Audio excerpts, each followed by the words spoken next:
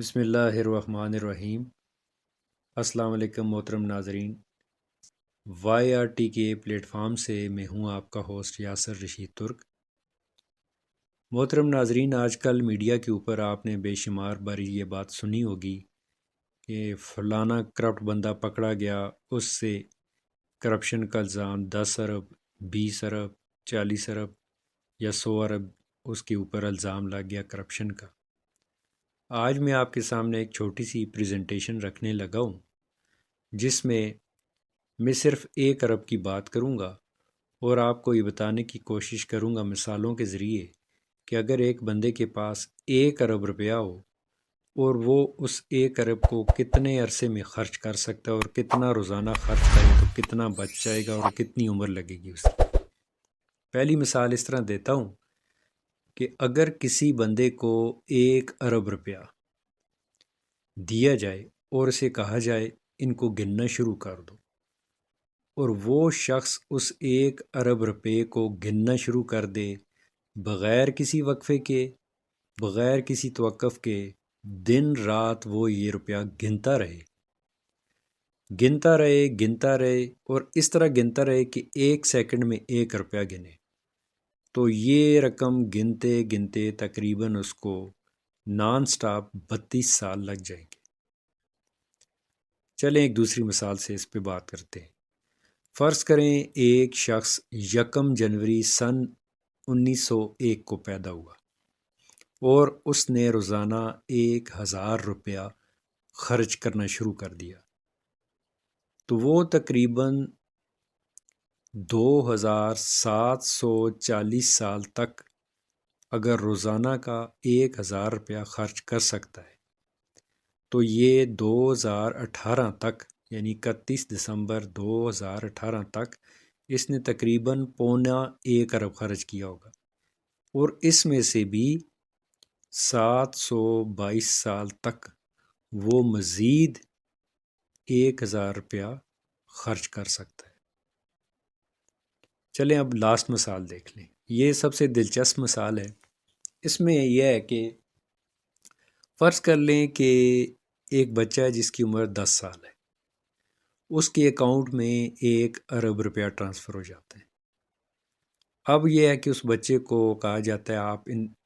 جو آپ کے اکاؤنٹ میں 1 ارب روپیہ ہے، اس میں سے آپ کو یہ الاؤڈ ہے کہ آپ 30,000 روپیہ روزانہ خرچ کر سکتے ہیں، چاہے آپ اس سے کھانا کھائیں، کھلونے خریدیں، دوستوں میں بانٹیں، یا ان نوٹوں سے چڑیاں جہاز بنا کے ہوا میں اڑاتے رہیں، لیکن 30,000 کی آپ کو اجازت ہے۔ 30,000 روپیہ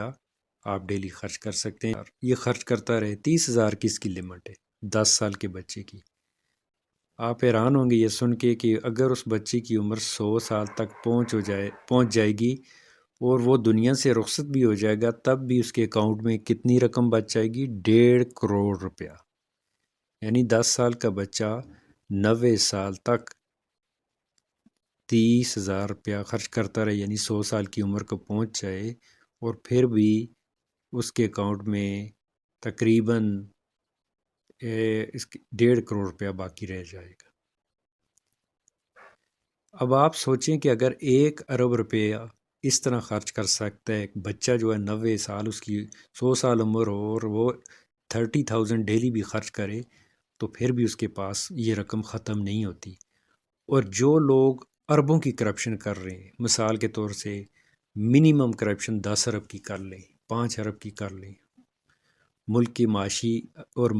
حالات کو دیکھ لیں، اس میں تباہی نکالی ہوئی ہے، غریب سے غریب تر ہوتا چلا جا رہا ہے۔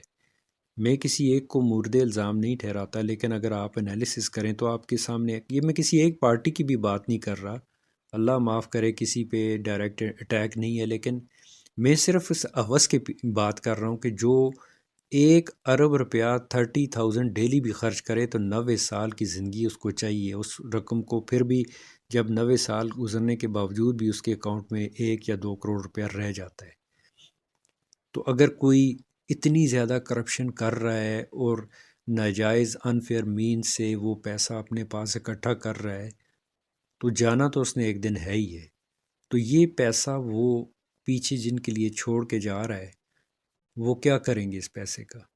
وہ بھی تو اس کو اسی طرح تباہ کریں گے، لیکن اس پیسے کی جواب دہی کون دے گا؟ اس جواب دہی کے لیے وہ بندہ ہوگا، حاضر اس کو ہونا پڑے گا اللہ کے سامنے جس نے یہ کرپشن کی ہوگی۔ ایک سائلنٹ سا میسیج ہے، ایک چھوٹا سا انالیسس تھا،